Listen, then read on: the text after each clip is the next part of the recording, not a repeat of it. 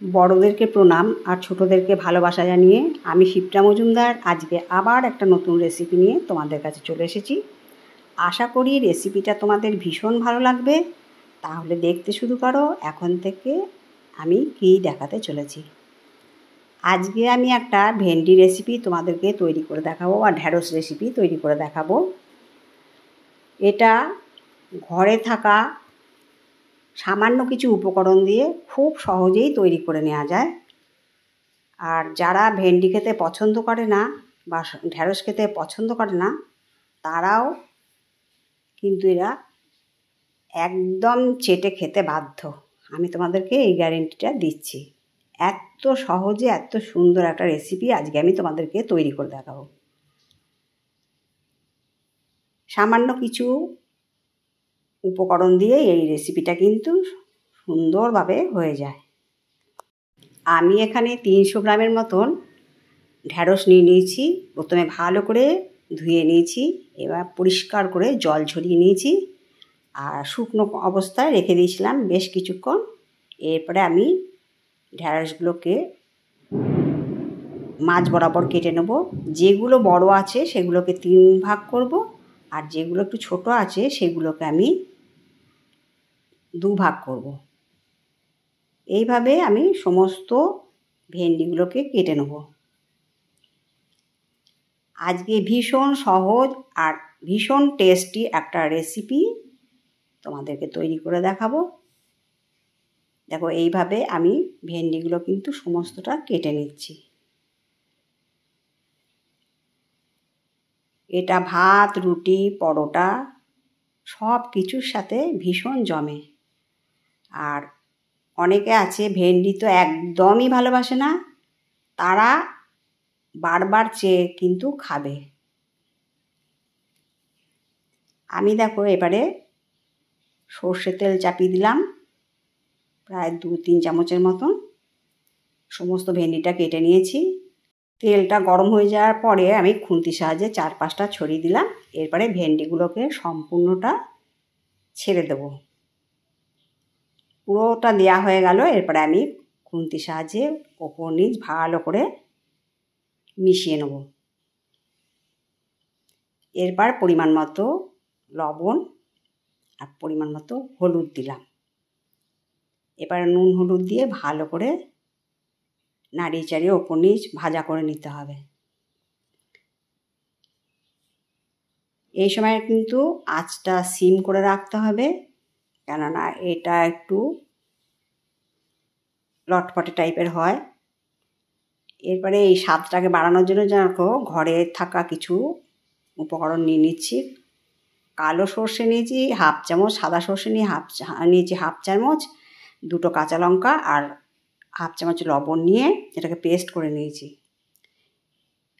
আমি ভেন্ডিটাকে কিছুক্ষণ ঢাকা দিয়ে রেখেছিলাম। দেখো এর মধ্যে যে একটা পিচ্ছিল ভাব থাকে সেই পিচ্ছিল ভাবটা কিন্তু একটুও নেই। আমি এবারে ভাজা হয়ে গেছে একটা থালার মধ্যে নামিয়ে নিচ্ছি। তারপরে কড়াইতে আবার একটুখানি সর্ষের তেল দিয়ে দিলাম। এবারে একটা শুকনো লঙ্কাকে ফাটিয়ে দিয়ে দিলাম আর 1/2 চামচ কালো জিরে ফোড়ন দিলাম। এটা ভালো করে নাড়াচাড়া করে ভেজে নিতে হবে। তারপরে একটা ছোট সাইজের টমেটো কেটে দিয়ে দিয়েছি।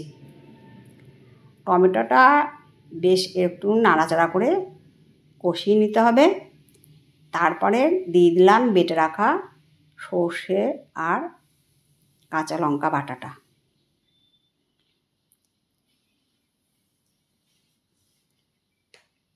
এবার বাটি ধুয়ে কিছুটা জল দিয়ে দিলাম। এবার নাড়িয়ে চাড়িয়ে এটাকে বেশ কষিয়ে নিতে হবে। এরপর দিয়ে দিলাম 1/2 চামচ হলুদ আর লাল লঙ্কার গুঁড়ো। তোমরা কিন্তু তোমাদের আন্দাজ অনুপাতে ঝাল নেবে। তোমরা যে যেমন ঝাল খাওয়া পছন্দ করো সেই ঝাল তোমরা সেরকম করে নিয়ে নেবে। এবার দেখো তেলটা বেশ বেরিয়ে এসছে। এই পর্যায় পর্যন্ত আমি ভালো মতন কষিয়ে নিলাম। তারপর ভেজে রাখা ভেন্ডিগুলো সমস্ত কিছু দিয়ে দিলাম। এই সময় কিন্তু হালকা হাতে নাড়াতে হবে, কেননা ভেন্ডি কিন্তু নরম হয়ে গেছে আর খুব সহজে ভেঙে যায়। আর বেশি নাড়লে কিন্তু পিচ্ছিল ভাব বেরিয়ে আসবে। এই জন্যে হালকাভাবে এটাকে নাড়াচাড়া করে নিতে হবে। এরপর দেখো ওপর থেকে হাতে করে একটু জল ছিটিয়ে দিলাম। খুব বেশি জল দেওয়ার প্রয়োজন নেই। এইভাবে অল্প একটু করে জল দিয়ে ভালো করে ওপর নিচ ভালো করে কষিয়ে নেব। এবার একটা ঢাকনা চাপা দিয়ে রাখলাম মিনিট 4-5 জন্য। এই ফাঁকে আমি দেখো একটা ননস্টিক হাতার মধ্যে আমি 1 চামচ কালো জিরে দিয়ে ভালো করে ভেজে নিচ্ছি। কালো জিরেটা ভাজা সুন্দর হয়ে গেছে। তারপরে আমি একটা বাটির মধ্যে নিয়ে সেটাকে পেস্ট করে নিয়েছি ঠান্ডা করে। আর এদিকে দেখো ঢাকনাটা দিয়ে রেখেছিলাম একদম লো ফ্লেম করে। রান্নাটা কত সুন্দর হয়ে গেছে আর ঢেঁড়সটা কত সুসিদ্ধ হয়ে গেছে তোমাদেরকে হাতে করে দেখালাম। একদম সুন্দর সেদ্ধ হয়ে গেছে। রান্নাটা কিন্তু আঁচটা লো করেই রাখবে। আর স্বাদটাকে ব্যালেন্স করার জন্য অল্পখানিক চিনি দিয়ে দিলাম। প্রতিটা নিরামিষ রান্নায় কিন্তু একটু চিনি দিলে স্বাদটা কিন্তু দ্বিগুণ হয়ে যায়। আর এইভাবে ভেন্ডি রান্না করে দেখবে কত সুন্দর খেতে লাগে। তারপরে আমি দিয়ে দেবো এর মধ্যে ভেজে রাখা কালো জিরে গুঁড়োটা। বন্ধুরা তোমাদেরকে আমি গ্যারান্টি দিয়ে বলছি এত সুন্দর ভেন্ডির রেসিপিটা হয় তোমরা আঙুল চেটে খেতে বাধ্য হবে। ভীষণ টেস্টি। তাই তোমাদেরকে বারবার করে রিকোয়েস্ট করব যে তোমরা যেন একবার হলেও এই রান্নাটা ট্রাই করো। আমি আবার একটুখানি ঢাকনা চাপা দিয়ে রাখলাম। এরপরে ওপর থেকে দিয়ে দিলাম 1/2 চামচ আমচুর পাউডার। আমচুর পাউডার যদি তোমাদের ঘরে না থাকে তাহলে লেবু রসও দিতে পারো। আর লেবুও যদি না থাকে তাহলে তোমরা টমেটোর পরিমাণটা একটু বেশি বাড়িয়ে দিও।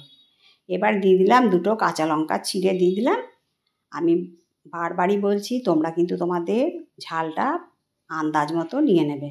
এরপরে ওপর নিচ ভালো করে নাড়ি চাড়িয়ে নিলাম। দেখো কত সহজে কত টেস্টি একটা ঢেঁড়সের রেসিপি তোমরা দেখতে পেলে। ঢাকনাটাকে আবার কিছুক্ষণের জন্য দিয়ে রাখলাম। ঢাকনা উঠিয়ে তোমাদেরকে দেখিয়ে দিচ্ছি। স্ট্যান্ডিং টাইমে রেখে দিয়েছিলাম। কত সুন্দর দেখতে লাগছে। ভাত রুটি পরোটার উপযুক্ত একটা রেসিপি ভেন্ডির রেসিপি আজকে আমি তোমাদেরকে তৈরি করে দেখালাম। এবারে আমি প্লেটের মধ্যে সার্ভ করে নিচ্ছি।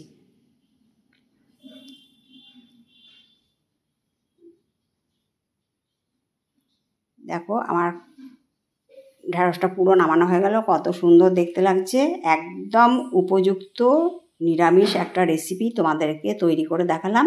আশা করি তোমাদের ভালো লেগেছে। যদি ভালো লাগে লাইক শেয়ার কমেন্ট আর সাবস্ক্রাইব করে আমার চ্যানেলে পাশে থাকার জন্য অনুরোধ করলাম। আর যদি কোনো নতুন বন্ধু এসে থাকো অবশ্যই বেল বাটনটা অন করে দিও। তাহলে সমস্ত নোটিফিকেশান তোমাদের কাছে পৌঁছে যাবে। তাহলে দেখে বুঝতে পারছো কত সহজে কত সুন্দর একটা রেসিপি তোমরা পেয়ে গেলে ঢেঁড়সের রেসিপি। তাহলে অন্য কোনো দিন অন্য রেসিপিতে আবার দেখা হবে। কেমন? টাটা।